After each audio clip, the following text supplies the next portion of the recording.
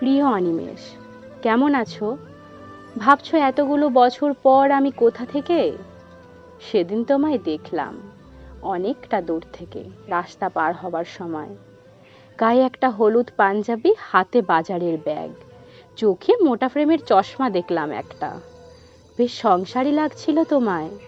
তবু চিনতে এতটুকু সময় লাগলো না জানো।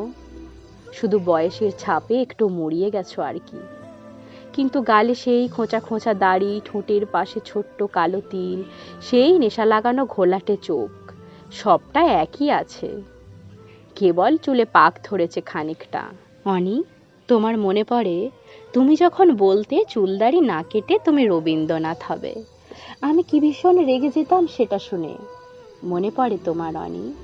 আমি শুধু ভাবি জানো, জীবনের এই 22টা বছর কিভাবে চলে গেল আমাদের দুজনের থেকে। সব তো ঠিকই ছিল অনি, তবুও হঠাৎ শেষ যেদিন তোমায় দেখলাম সেদিন এক বর্ষার সন্ধ্যা। রাস্তাটা মরিচবাতি দিয়ে সাজানো ছিল জানো। দুজনে মুখোমুখি দাঁড়িয়ে সেদিন সিদ্ধান্ত নিলাম আর একসাথে নয়।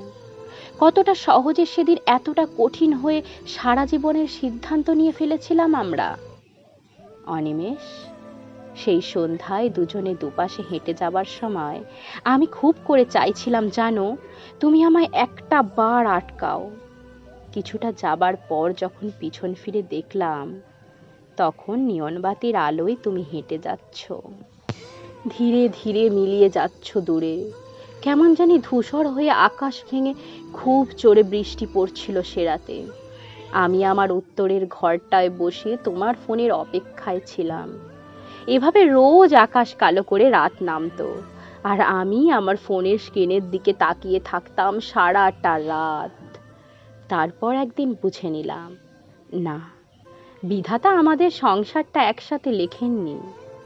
অনি, আমি 1000বার টের পেয়েছি দূরত্ব বাড়ানো সহজ, বিচ্ছেদ সহজ।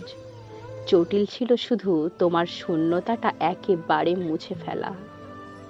অনিমেষ, খুব চেনা রাস্তায় দীর্ঘদিন পরে হাঁটলে এক ধরনের অনুভূতি হয়।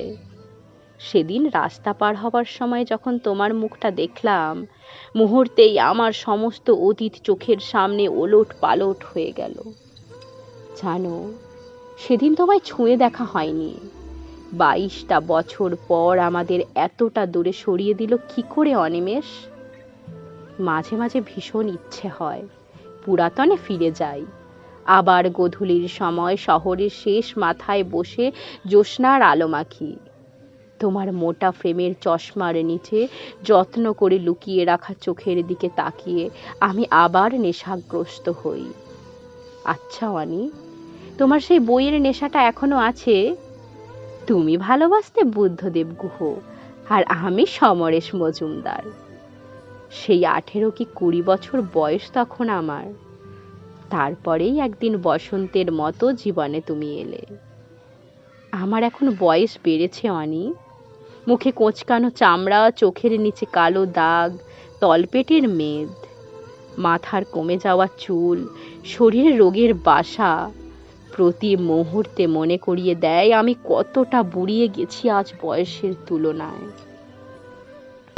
জানো, সবাই আমায় সান্ত্বনা দেয়, কিন্তু আমার মন বলে আমি আর বেশি দিন নেই। অনিমেষ, মৃত্যুর দরজাটা খুব কাছ থেকে দেখছি জানো আজ। এখন এক একটা দিন আমার কাছে কেবল স্রষ্টার উপহার। বিধাতার খেলা দেখো অনিমেষ, চলে যাবার আগেই বোধহয় তোমায় দেখিয়ে দিলেন তিনি। অনি, আমরা এখনো এক শহরেই আছি বলো, অথচ তাও কতটা ভীষণ দূরে, তাই না? বলো, কতটা পথ হেঁটে গেলে তোমায় ছুঁতে পাবো তাও জানা নেই। অনি, তুমি ভালো থেকো, খুব ভালো থেকো। যদি কোনোদিন পারো এসে একবার ছুঁয়ে দিও আমায়, হোক সেই মুহূর্তে আমার শরীরটায় আর প্রাণ নেই। কতগুলো বছর তোমার মুখে মৃন্ময়ী ডাকটা শুনি না অনিমেষ। শখ করে দিয়েছিলে তুমি আমায় নামটা। অনি, আবার একটা বার ডাকবে আমায় সেই নাম ধরে?